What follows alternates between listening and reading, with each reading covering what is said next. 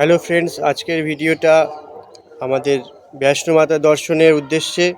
যারা যারা বৈষ্ণো মাতা দর্শন করতে চান এবং তার সাথে শিবগড়ি যেতে চান তাদের উদ্দেশ্যেই এই ভিডিওটার উদ্দেশ্য পপুলারিটি হওয়া নয় বা পয়সা কামানোর নয়, যাতে আপনারা আপনাদের যে দর্শনের জন্য যাচ্ছেন সেই দর্শনটাকে আরও ভালোভাবে যাতে আপনারা অর্গানাইজ করতে পারেন। কেউ কেউ ফ্যামিলি নিয়ে যায়, কেউ একা যায়। তো সেক্ষেত্রে যাতে কারো কোনো অসুবিধা না হয়, আমার তরফ থেকে একটাই প্রচেষ্টা, যেটা এই ভিডিওটার মাধ্যমে আমি করতে চলেছি, সেটা যাতে আপনারা প্রপার গাইড পান এবং আপনারা যাতে সুষ্ঠুভাবে যেতে পারেন এবং সুষ্ঠুভাবে যে যার নিজের বাড়িতে গন্তব্যস্থলে ফিরে আসতে পারেন।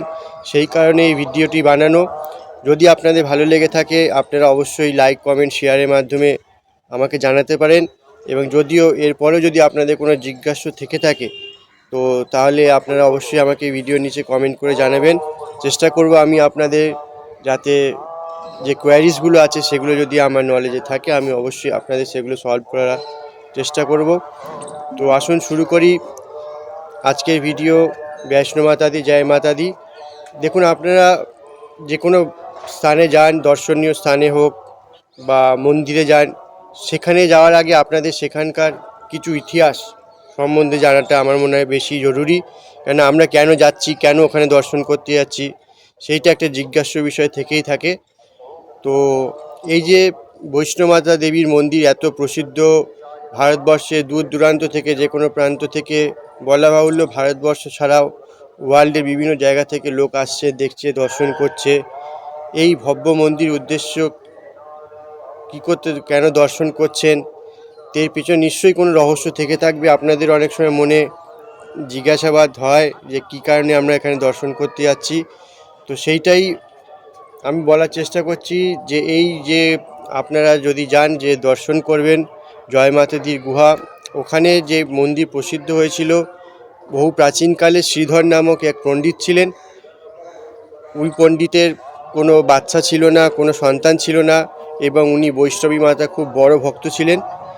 কিন্তু পণ্ডিত হলেও তার কাছে কোনো আর্থিক কোনো খুব পয়সা করি ঐশ্বর্য কিছুই ছিল না। দিন আনা দিন খেতেন এবং পূজা অর্চনা খুবই করতেন। তো একবার তিনি তার গ্রামে একটি বৈষ্ণবী পূজার আয়োজন করেন এবং তার সাথে ভান্ডারা, অর্থাৎ লোকেদের, গ্রামবাসীদের ভোজন করাবার উদ্দেশ্যে সেই দিনই একটি অনুষ্ঠান রাখেন। কিন্তু তিনি সবাইকেই নিমন্ত্রণ করেন, গ্রামবাসী সকলকেই।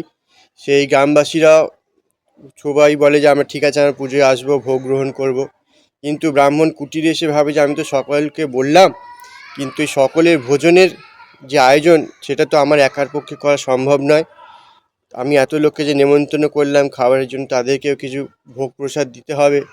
তো সেই ভোগ প্রসাদের জন্য তিনি আবার গ্রামে যান। গ্রামে গিয়ে বলেন যে আমি এরকম একটা ভান্ডারার আয়োজন করেছি, তোমাদের যতটুকু যার সাধ্য তোমরা এতে আমাকে একটুখানি সাহায্য করো।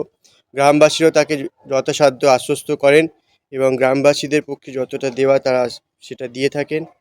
এবং যথারীতি পুজোর দিন উপস্থিত ব্রাহ্মণ দেখছেন যে যত লোককে আয়োজন করেছে খাবারের, ঠিক তত উপকরণ এসে মজুত হয়নি। যাই হোক, উনি প্রথমে ভাবলেন আগে আমি মায়ের পুজোটা সারি, তারপরে এই দিকটা একবার দেখা যাবে। তো উনি পুজোতে শুরু করে দিচ্ছেন, পুজো হচ্ছে, যজ্ঞ হচ্ছে। সেই সময় একটি ছোট্ট বাচ্চা মেয়ে এসে দেখছেন যে উনি সবাইকে খাবার বিতরণ করছেন, পরিবেশন করছেন এবং সবাই তা খুবই তৃপ্তি করে, পেট ভরে সেই খাবার গ্রহণ করছেন। ব্রাহ্মণ এক পলকে দেখে তিনি অবাক হলেন যে এইটুকু খাবারে সবাই এত মানে খুশি, যে এত সুন্দর খাবার, পেট ভরে খাবার কী করে সম্ভব হচ্ছে। যাই হোক, তার পুজো করা শেষ অবধি যখন পুজো করে তিনি খাবার স্থানে গেলেন, তখন তিনি আর সেই মেয়েটিকে দেখতে পান না। সেই মেয়েটি ওখান থেকে অদৃশ্য হয়ে যায়। এবং তার পেছনে একটুখানি কাহিনী আছে, ওটা একটু বলে নিই। যে যখন এই খাবার বাচ্চা মেয়েটি যিনি পরিবেশন করছিলেন, ওই সময় ভৈরব নামে এক রাক্ষস আসেন। উনি ওই ভান্ডার খেতে আসেন, কিন্তু উনি এসে বলেন যে আমাকে মাংস দিতে হবে। কিন্তু ওই মেয়েটি তখন বলে যে এটা তো নিরামিষাশী ভোজন এবং এখানে ঠাকুরের পুজো হচ্ছে, এখানে তাই এখন কোনো আমিষ খাদ্যদ্রব্য এখানে নেই, এখানে যেটা আছে আপনাকে সেইটাই গ্রহণ করতে হবে। কিন্তু সেই রাক্ষস ভৈরব তাতে অসন্তুষ্ট হন এবং তিনি ওই মেয়েটির পেছনে তাড়া করেন। এবার আসি যে মেয়েটিকে যখন তাড়া করে, মেয়েটি অন্য দিকে চলতে থাকে, বন জঙ্গলে মধ্য দিয়ে যেতে থাকে, কিন্তু ভৈরব তার পেছন করতে থাকে এবং ভৈরব পেছন করতে করতে যখন যান তখন তিনি একটি জায়গায় গিয়ে ওই ছোট্ট মেয়েটি পেছন ফিরে দেখে যে ওই ভৈরব তার পেছনে আসছেন কিনা। তো পেছনে যখন আসে তখন তিনি দেখতে পায় যে হ্যাঁ, ভৈরব পেছনেই আসছেন এবং ওই মেয়েটি যেখানে দাঁড়িয়ে প্রথম ওনাকে পেছন ঘুরে দেখেছিল সেই জায়গাটি এখন অবধি এই বৈষ্ণোমাতার যে আপনারা যাত্রা করবেন সেই যাত্রার মধ্যেই ওখানে আপনার আছে মায়ের চরণ পাদুকা নামক একটি মন্দির আছে। সেখানে আপনার মায়ের চরণ পাদুকার সেই প্রতিকৃতি এখন অবধি সুরক্ষিতভাবে সেখানে বিরাজমান। আপনারা অবশ্যই গিয়ে দর্শন করবেন এবং এই চরণ পাদুকার মন্দির থেকেই আরও কিছুটা গিয়ে আপনাদের পরে অর্ধকুমারীর মন্দির, যেই মন্দিরের মধ্যে মাতা 9 মাস ধরে গুফার মধ্যে ধ্যানমগ্ন ছিলেন এবং সেখানে বাইরে তার বডিগার্ড হিসেবে ছিলেন স্বয়ং হনুমানজি এবং ওই ভৈরবের মধ্যে অনেক দিন ধরে যুদ্ধ চলে এবং সেই যুদ্ধের কোনো নিষ্পত্তি না দেখে মাতা বৈষ্ণোদেবী উনি 9 মাস ধরে যখন এই গুফার মধ্যে ছিলেন, আপনারা যদি যান ওই অর্ধকুমারী মন্দিরের গুফাটি আপনারা ভব্য দর্শন করতে পারবেন এবং সেই 9 মাস পরে তিনি ওই গুফা থেকে বেরিয়ে এসে তার মস্তক ছেদন করেন ভৈরবের এবং ভৈরবের সেই মস্তক গিয়ে পড়ে আরও 3 কিলোমিটার বৈষ্ণোদেবী থেকে আরও উঁচুতে একটি জায়গা, যেটা এখন ভৈরব মন্দির হিসেবে পূজিত হয়ে থাকে। এবং তখন ভৈরব বলে, মা আমাকে ক্ষমা করো, আমার এই রূপ নিতে আমি বাধ্য হয়েছি এই দশা থেকে মুক্তি পাওয়ার জন্য। তাই মা তখন প্রসিদ্ধ হয়ে তিনি বলেন যে যারা আমার দর্শন করতে আসবে তারা তোর দর্শন যদি না করে তাহলে তাদের যাত্রা অপূর্ণ থেকে থাকে। সেই থেকে একটিখানি মান্যতা আছে যে যারাই বৈষ্ণোদেবী দর্শনের জন্য যান তাদেরকে অবশ্যই ভৈরবের মন্দির দর্শন করতে হয়, নাহলে তাদের যাত্রা অসম্পূর্ণ হয়ে থাকে। তো যাই হোক, এইটা হচ্ছে এর মূল স্টোরি। আপনারা যখনই যাবেন সেইখানে প্রত্যেকটি জিনিস প্রত্যক্ষ করতে পারবেন এবং তার মাধ্যমে আপনারা আরও এই নলেজ পাবেন।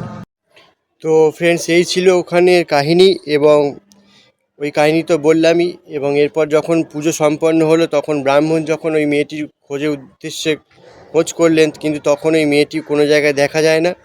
যাই হোক, ব্রাহ্মণকে সবাই অনেক ধন্যবাদ জানান যে আপনি এত সুন্দর আয়োজন করেছেন, দিয়ে সবাই যে যার ঘরে চলে যায়। ওই দিন রাত্রে ব্রাহ্মণ একটি স্বপ্নাদেশ পান যে আমি তোমার পুজোতে খুবই প্রসন্ন হয়েছি এবং আমি ওই যে কন্যারূপী মেয়েটি, আমি মা বৈষ্ণবী, আমি ত্রিকূট পর্বতের একটি গুহাতে আছে, ওনাকে সেই গুহার বলেন যে আমি ওইখানে আছি, আমাকে ওখানে গিয়ে প্রতিষ্ঠা করো। এবং তখন থেকেই সেই গুহার উদ্দেশ্যে ব্রাহ্মণ যান এবং ওখানে গিয়ে মাকে প্রতিষ্ঠা করেন। মায়ের আশীর্বাদে ব্রাহ্মণের যেখানে কোনো সন্তান ছিল না তার 4 পুত্র সন্তান হয় এবং বংশানুক্রমে এখনও যারা পূজারী তাদেরই বংশ এখনও অবধি পুজো করে যাচ্ছে। এইভাবে ওখানে মন্দির প্রতিষ্ঠিত হয় এবং ওখানে যে মন্দিরটি আছে ওখানে একটি কালী মাতার পিণ্ডি আছে, একটি সরস্বতী মাতার পিণ্ডি আছে এবং একটি লক্ষ্মী মাতার পিণ্ডি বর্তমান। কিন্তু এখানে সব জায়গাতেই মা বৈষ্ণবীর একটি আভাস আপনারা পাবেন। এখানে কোনো মূর্তি নেই, পিণ্ডির আকারে মা এখানে বিরাজমান। তাই আপনারা সকলেই আসুন, এসে দর্শন করুন মাতা বৈষ্ণোদেবীর এই অদ্ভুত পিণ্ডি এবং সকলে মা মঙ্গল করুন। তো আসা যাক কী করে আপনারা মাতা বৈষ্ণোদেবীতে যাবেন। মাতা বৈষ্ণোদেবীতে যাওয়ার জন্যে আপনারা যে কোনো রাজ্যের কোনো বড় স্টেশন থেকে দিল্লি অথবা কাটরার উদ্দেশ্যে যে কোনো ট্রেন করে আপনারা আসতে পারেন। যে কোনো ট্রেনে আপনারা কাটরা অবধি চলে আসতে পারেন, আর যারা ফ্লাইটে আসতে চান তারা জম্মু অবধি ফ্লাইটে আসতে পারেন, দিয়ে ওখান থেকে বাই কার আপনারা কাটরা স্টেশন অবধি আসুন বা কাটরা বাস স্ট্যান্ড অবধি আসুন। এবং আপনাদের এখানে যারা পায়ে হেঁটে করতে চান তাদের জন্যে কোনো অসুবিধা নেই, তাদের কাটরা বাস স্ট্যান্ডের কাছ থেকে কিছুটাই দূরে পায়ে হাঁটার যে ট্র্যাক আছে সেইখান থেকে যাত্রা শুরু হয় মূলত। এবং যারা চান যে না আমরা হেলিকপ্টার করে যাব, হেলিকপ্টার করে যাওয়ার জন্যে আপনাদের কাটরা বাস স্ট্যান্ড অবশ্যই আসতে হবে। কাটরা বাস স্ট্যান্ডের সামনে থেকেই হেলিপ্যাড আছে, কিন্তু বলে রাখি যে হেলিপ্যাড আপনাকে কিন্তু মাতা ভবন অবধি পুরো নিয়ে যাবে না, কাটরা বাস স্ট্যান্ড থেকে আপনাদের হেলিকপ্টারে যাত্রা হবে সাঁচি ছাত অবধি। ওই সাঁচি ছাতের পর থেকে আপনাদের কিন্তু 2.5 কিলোমিটার রাস্তা আপনাকে পায়ে হেঁটে অথবা ঘোড়াতে অবধি যেতে হবে। এবার আসি যে হেলিকপ্টারের ভাড়া। হেলিকপ্টারের আপনার একদিকের ভাড়া পড়ে 1760 টাকা, এবং দুদিকে যদি করতে চান তাহলে ডবল ফেয়ার আপনাদের লেগেই থাকে। 2 বছরের নিচে অবধি বাচ্চাদের কোনো ভাড়া লাগে না, 2 বছরের ঊর্ধ্বে পূর্ণ ভাড়াই লাগবে, এবং আপনাদেরকে সেই ভাড়া পে করতে হবে। এই বুকিং আপনারা করতে পারেন মাতা বৈষ্ণো দেবীর সাইনবোর্ডের যে অফিসিয়াল ওয়েবসাইট আছে, সেটা আপনারা গুগলে গিয়ে ফাইন্ড করলে পেয়ে যাবেন। সেই ওখানে গিয়ে আপনারা 2 মাস আগের আপনারা বুকিং করতে পারেন। 2 মাস আগে থেকে বুকিং চালু হয়ে যায় হেলিকপ্টারের। তার সাথে বলে রাখি, যারা ব্যাটারি গাড়ি করে যেতে চান, ব্যাটারি গাড়ি করে যেতে চাইলে আপনাদের যাত্রা করতে হবে যেখান থেকে মাতা বৈষ্ণো দেবী যে পায়ে হাঁটা যাত্রা শুরু হয় সেইখান থেকে অর্ধকুমারী অবধি। অর্ধকুমারী থেকে আপনারা পায়ে হেঁটে বা ঘোড়ায় করে যেতে পারেন, কিন্তু সেইখানের পার থেকেই আপনারা ব্যাটারি গাড়ির আপনারা সুবিধা নিতে পারেন। ব্যাটারি গাড়ি আপনাকে মাতার ভবনের কাছাকাছি অবধি নিয়ে গিয়ে ছাড়বে, এবং তার জন্য আপনাদের এক সাইডে ভাড়া থাকে 450 টাকা যাওয়ার সময়, এবং যখন আপনারা আসবেন সেটাও যদি বুকিং করতে চান সেটাও তার ভাড়া থাকবে 300 টাকা। তো আপনারা এই দুটি বুকিংই আপনারা মাতার সাইনবোর্ডে যে অফিসিয়াল ওয়েবসাইট আছে সেখান থেকে করতে পারেন। তাছাড়া যে ওখানকার যে স্পেশাল পূজন আছে, কেউ যদি আরতিতে ভাগ নিতে চান, অর্ধকুমারী হোক, আপনার মাতা বৈষ্ণো দেবী ভবনেও সকাল এবং সন্ধ্যেবেলা সেইখানেও আপনারা বুকিং করতে পারেন। যেটা অর্ধকুমারী বুকিং, ওটা মাত্র 300 টাকা থেকে হয়। ওটা আপনার সকাল বিকেল 300 টাকার আরতি দর্শনের জন্যে, এবং সেখানে ভোগ প্রসাদও পাওয়া যায়। আর যারা যদি ভবনের আরতি দর্শন করতে চান, সেখানে আপনার 2000 টাকা করে প্রতি ব্যক্তি লাগে, এবং গ্রুপে গেলে 3 জনে গেলে সেটি আপনার কিছুটা অনেকটাই কম পড়ে। এখানে আপনি পুরোটাই আপনি সাইনবোর্ডে যে অফিসিয়াল ওয়েবসাইট আছে সেইখান থেকে করতে পারেন। আর তাছাড়াও যারা আরও পূজন বা যদি যজ্ঞ ঠজ্ঞ করতে চান, সেখানে সমস্ত কিছু ডেসক্রিপশান আপনার পুরো ওয়েবসাইটে পেয়ে যাবেন, এবং আপনারা অনলাইনেও আপনার রেজিস্ট্রেশন করতে পারেন এই অফিসিয়াল ওয়েবসাইট থেকে। তো আপনারা যাবতীয় কিছু এই সম্বন্ধীয় ইনফরমেশন সমস্ত কিছুই আপনারা মাতা সাইনবোর্ডের অফিসিয়াল ওয়েবসাইটে পেয়ে যাবেন। এবং এই যে যাত্রা, মাতার পায়ে হাঁটার যে যাত্রা, টোটাল ডিস্টেন্স হচ্ছে আপনার 12 কিলোমিটার, যার প্রথম 6 কিলোমিটারের ডিস্টেন্সে পরে অর্ধকুমারী, বাকিটা হচ্ছে আপনার অর্ধকুমারী টু ভবন আরও 6 কিলোমিটার। এবং আপনার যে বললাম যে সাঁচি ছাত অবধি যেখানে অবধি হেলিকপ্টার গিয়ে থাকে, সেই হেলিকপ্টার থেকে আপনার ভবনের যে পায়ে হেঁটে যেতে হবে সেটা হচ্ছে 2.5 কিলোমিটার। এই সাঁচি ছাতেই আপনারা এসে ভোগ করতে পারেন বা ভোগ প্রসাদ নিতে পারেন। সুজি হালুয়া প্রসাদ, যেখানে সুজি এবং ছোলা প্রসাদ দেওয়া হয় বিনামূল্যে, এখানে কোনো পয়সা কড়ি লাগে না। এবং আপনারা যে কোনো রকম যদি যাত্রাপথে কোনো অসুবিধা হয়, এখানে প্রচুর টয়লেটস আছে, এবং জায়গায় জায়গায় এনকোয়ারি আছে, আপনারা ওখানে এনকোয়ারি করতে পারেন। আশা করি আমার এই ভিডিওটা আপনাদের অনেক কাজে লাগবে, এবং ভিডিও শুরু করার আগে এই সমস্ত জিনিস জেনে নেওয়া দরকার। আর যারা শীতকালে যাবেন তারা অবশ্যই ওখানে গিয়ে রাত্রিটুকু থাকার জন্যে মাতা ভবনের সামনে দুর্গা ভবন বলে একটি জায়গা আছে, সেখানে আপনারা গিয়ে কম্বল গদি ভাড়া করতে পারেন। 100 টাকার বিনিময়ে একটি কম্বল পাওয়া যায়, এবং যখন আপনি এই কম্বলটি রিটার্ন করবেন আপনাকে সেই টাকাটি ফেরত দিয়ে দেওয়া হবে। এখানে কোনো কেউ যদি আপনাকে সঙ্গে ফ্রড করে, সেটি আপনি ওখানে অফিসিয়ালি কমপ্লেন করতে পারেন। এটা নিঃশুল্ক সেবা। এখানে আপনার খালি মেনটেনেন্সের জন্য মানে পয়সা, আপনি যে কম্বলটি নেবেন সেটি যখন ফেরত দিয়ে দিলেন, আপনার পয়সা আপনাকে রিফান্ড করে দেওয়ার। আপনি 5টা নিতে পারেন, 4টি নিতে পারেন, সেটা আপনার বিষয়। এবং যেমনটি আপনি নেবেন পাঠ করে সেমনি সুন্দরভাবেই গুছিয়ে ওনাদের ওখানে কাউন্টারে ফেরত দিয়ে দিতে হবে। ওনারা যে রিসিপ্টটা দেওয়ার সময় সেই রিসিপ্টটাই আবার ফেরত নেওয়ার সময় আপনাদের কাছে রাখতে হবে, তবেই আপনারা আপনাদের পয়সা ফেরত পাবেন। এবং ওখানে আপনার বাথরুম, পায়খানা সব কিছুই আছে, ফ্রেশ হওয়ার ব্যবস্থা আছে, আপনারা ওখানে স্নান করতে পারেন। তো রুম ভাড়া পাওয়া যায়, আপনারা সেই হিসেবে যদি আগে থেকে রুম ভাড়া করে নিতে পারেন অফিসিয়াল ওয়েবসাইটে বুকিংয়ের মাধ্যমে। তো আপনাদেরকে একটাই কথা, যে আপনারা আগে থেকেই প্ল্যান করে যাবেন, কেন মাতার কাছে 12 মাসই বলা যায় যে প্রচণ্ড ভিড় থাকে, এবং যখন ছুটির সিজন হয় তখন তো আর কোনো কথাই নেই। তাই আগে থেকে যদি এমনি একটা সব কিছু আপনারা জেনে এই ভিডিওর মাধ্যমে যে জানতে পারলেন, তার মাধ্যমে যদি বুকিং করেন আশা করি আপনারা উপকৃত হবেন। জয় মাতা দি, আমরা এখন এসেছি জয় মাতা দির দর্শন করতে। আপনারা দেখতে পাচ্ছেন পিছনে শ্রী মাতা বৈষ্ণোদেবী কাটরা স্টেশন। আমরা এখানে প্রথমে এখন ট্রেন থেকে নামলাম। এইবার ঠিক পেছনেই আমাদের যাত্রার রেজিস্ট্রেশন কাউন্টার আছে। এইখান থেকে আপনাদের সবার আগে এসে এখান থেকে আপনাদের যাত্রী টোকেন নিতে হবে। টোকেন ছাড়া কোনো দর্শনার্থীকেই এখানে অ্যালাউ করা হবে না। তো সুতরাং আপনাকে আগে যাত্রা পড়ছি নিয়ে তবেই যাত্রা শুরু করতে হবে। দেখতে থাকুন এই ভিডিও। এই ভিডিওতে আপনারা মাতা বৈষ্ণোদেবী কাটরা সম্বন্ধে সমস্ত আপডেট পেতে থাকবেন। জয় মাতা দি। জয় মাতা দি। আমরা এখন হেঁটে হেঁটে যাত্রা শুরু করেছি। দেখতেই পাচ্ছেন বহু মানুষ যাচ্ছে, অনেকেই রাস্তা দিয়ে ফিরে আসছে। খুব সুন্দর ব্যবস্থা, রাস্তাও সুন্দর, ওপরে আপনাদের পুরো শেড করা আছে।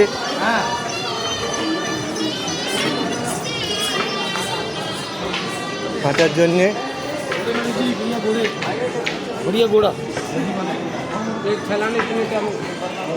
খুবই সুন্দর রাস্তা। জয় মাতা দি। দেখতেই পাচ্ছেন এখানে যারা বয়স্ক তারা ঘোড়া করে আসছে, কেউ পালকি করে আসছে, কেউ বিক্রি করে যাচ্ছে। অনেকে পাশ দিয়ে হাঁটার রাস্তা আলাদা, পালকি রাস্তা আলাদা। বিভিন্ন রকমের রেট আছে। আপনাদের এখানে এসে রেট একটুখানি বাজেট করে নিতে হবে। রাস্তায় রাস্তায় ঢোল বাজছে, রাস্তা পরিষ্কার পরিচ্ছন্ন রাস্তা। দেখতেই পাচ্ছেন খুব সুন্দর ব্যবস্থা করা।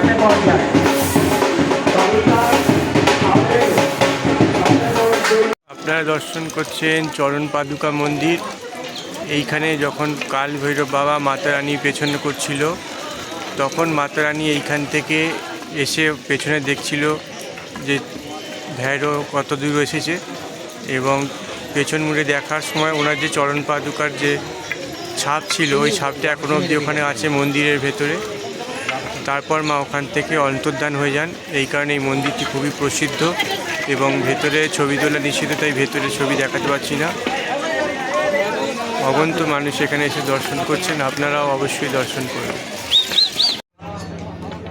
দেখুন, আপনারা এই সিঁড়ি দিয়ে আসতে পারেন ওপরে উঠে, এবং এখান দিয়ে যেতেও পারেন। এখানে মোট 360খানা সিঁড়ি আছে, যেটা অনেকটা শর্টকাট বলতে পারেন। আর এখান থেকে পুরো শহরটা কীরকম সুন্দরভাবে দেখা, দেখুন সানসেটও দেখা যাচ্ছে, আর পুরো শহরটা দেখা যাচ্ছে, কাটরা শহর পুরো।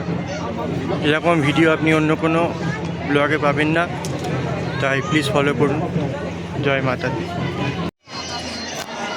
নমস্কার বন্ধুরা, এখন আমরা এসে পড়েছি আতকুয়ারি মাতার মন্দিরে, যেখানে মা 9 মাস তপস্যা করেছিলেন ভৈরব বাবার থেকে দূরে থাকবার জন্যে, এবং তার বলতে গেলে বডিগার্ড হিসেবে যেখানে বিরাজমান ছিলেন স্বয়ং হনুমানজি। সেই আতকুয়ারি ভব্য দর্শনের জন্য আমরা এখানে এসেছি। এখানে মা 9 মাস ধরে এখানে ছিলেন, এবং 9 মাস তপস্যা করার পর তিনি ভৈরব বাবাকে এখানে বধ করেন ত্রিশূল দিয়ে। তো এই মাতার দর্শনে আমরা এসেছি। এখানে মঙ্গল আরতি দর্শনের জন্য এসেছিলাম। এখানে মঙ্গল আরতি আপনার সকাল 6টা থেকে 7টা এবং সন্ধ্যে 6টা থেকে 7টা, এবং গরমকালে 7টা থেকে মঙ্গল আরতি শুরু হয় সকাল এবং সন্ধ্যেবেলায়। এখানে আপনারা দেখতে পাচ্ছেন সেই ভবন। এই ভবনের ভেতরেই মায়ের গুফা আছে, ওখানে আপনারা মঙ্গল দর্শন করতে পারবেন, এবং এখানে ভজন কীর্তন সঙ্গে হতে থাকে। আপনারা এখানে কাউন্টার আছে। আপনারা যদি আরতি দর্শন করতে চান, এখানে প্রতি ভক্ত পিছু 300 টাকা করে চার্জ করা হয়, এবং তার সঙ্গে আপনারা মায়ের আরতি দর্শনের সঙ্গে মায়ের মহাপ্রসাদ গ্রহণ করতে পারেন।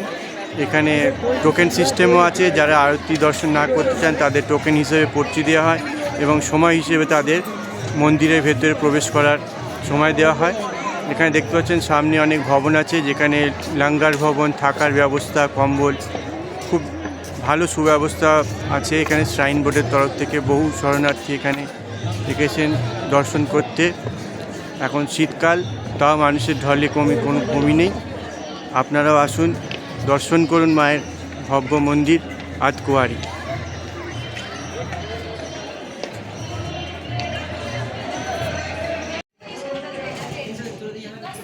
দেখুন রাত্রিবেলায় দর্শন মন্দিরে। আমরা মন্দিরে প্রায় আর 1 কিলোমিটার দূরের মধ্যে আছি। কি সুন্দর লাইট জ্বলছে, লাইট চেঞ্জ হতে থাকে বিভিন্ন রকমের কালারের, দারুণ সুন্দর। ওখানে দেখুন চন্দ্রমা।